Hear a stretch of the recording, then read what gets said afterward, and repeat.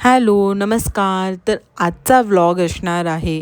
हा माझा by the way vlog 2 आहे आणि म्हणजे मी एका ज्योतिर्लिंगाच्या दर्शन करण्यासाठी चालली आहे. म्हणजेच मी पुण्याला चालली आहे भीमाशंकर ज्योतिर्लिंगाचं दर्शन करण्यासाठी. 12 ज्योतिर्लिंगापैकी हा एक ज्योतिर्लिंग आहे आणि हा प्लॅन ॲक्च्युली माझ्या ऑफिस फ्रेंडने केला होता आणि तिने तिच्या फ्रेंड्स लोकांसोबत केला होता, तर तिने मलाही इन्क्लूड केलं त्यामध्ये. सो अचानक असा हा प्लॅन जमला आणि कॅबने आम्ही गेलो होतो. येता जाता किती खर्च झाला ते मी तुम्हाला सांगतेच पुढे जाऊन. तर माझी जी फ्रेंड होती तिच्या फ्रेंडने कॅब अरेंज केली होती. सो मी सांगते किती बजेट झालं ते एंडला. तर रात्री आम्ही 2-2:30 वाजता निघालो होतो आणि सकाळी 5:15पर्यंत आम्ही भीमाशंकरला पोहोचलो.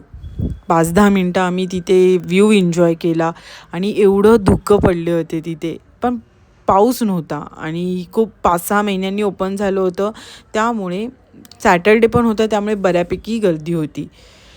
सो आम्ही थोडा 5-10 मिनटं तिथे गाडी पार्क करून रेस्ट घेतला आणि त्यानंतर चालायला सुरुवात केली आणि व्ह्यू एन्जॉय केला खूप. आणि खूप गर्दी होती, जाम गर्दी होती त्या दिवशी. तुम्हाला पुढे दिसेलच लाईनमध्ये. पण एवढी धुकं होती, पण पाऊस नव्हता आला तिथे. मी एक्सपेक्ट करत होती की पाऊस येईल थोडा बहुत तरी, पण नाही आला अनफॉर्च्युनेटली. आणि गाई, माकडं, म्हणजे त्यांनी तर आम्हाला खूप एंटरटेन केलं आहे.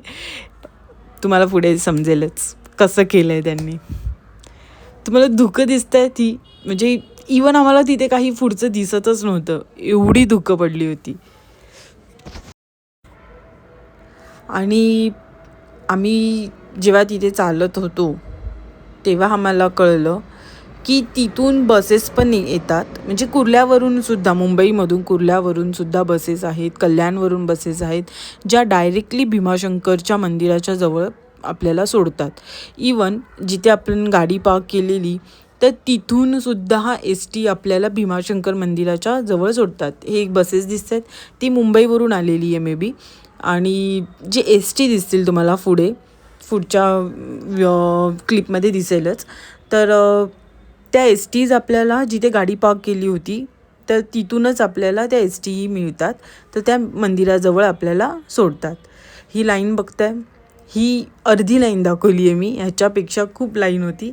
आणि आय डोंट नो त्या दिवशी म्हणजे का एवढी सगळेच जण दर्शनाला आले होते. पण हां, आम्ही थकलो नाही, म्हणजे एन्जॉय केलं ते. असं नामस्मरण करून खूप एन्जॉय केलं, मज्जा आली आम्हाला. मी तुम्हाला बोलली होती ती हीच टी, म्हणजे अशा टी तिथे जातात. ही चेअर दिसते, म्हणजे 4 माणसं घेऊन जातात. तर जे एजेड लोक आहेत त्यांच्यासाठी ती अवेलेबल आहे. खूप भूक लागली होती. सॉरी, त्या चेअरचे प्राईस म्हणजे डिस्टन्सवर डिपेंड आहे. 500, 1000, 2000 असं आहे. आणि खूप भूक लागली होती, तर तिथे एक पोहे बनवणारी दादाताई होते. त्यांनी मस्त पोहे बनवून दिले होते आणि चहाही मस्त होता. मंदिराजवळ तुम्हाला अजून छोटे छोटे स्टॉल पण दिसतील, फूड स्टॉल पण आहेत. इडली, डोसा, मेंदूवडा, म्हणजे खूप सारे हॉटेल्स आहेत छोटे छोटे.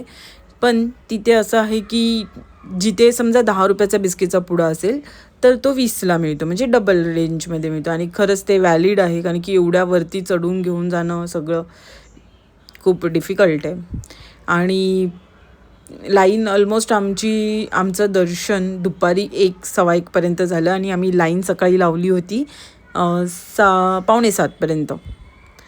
इथे एक छोटंसं मंदिर होतं, तर तिथे आम्ही थोडं रेस्टसाठी थांबलो होतो, बसलो होतो, दर्शन घेतलं आणि तिथे मंदिराजवळच बसलो. हे बघा नारळ कसा सोडतोय हा.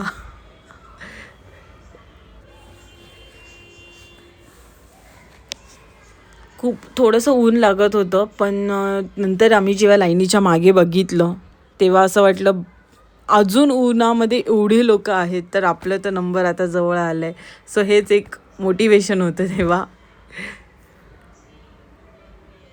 आणि बऱ्यापैकी खूप काम चालू आहे अजून, म्हणजे पूर्ण काम नाही झालं आहे मंदिराचं, कामं चालू आहेत.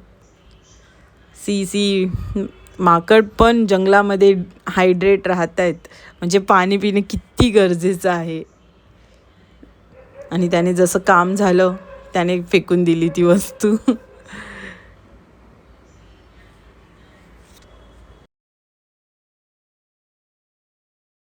आता पुढे गेल्यावर तुम्हाला एक बोर्ड दिसेल छोटासा, म्हणजे पेपरवर बोर्ड लिहिला आहे.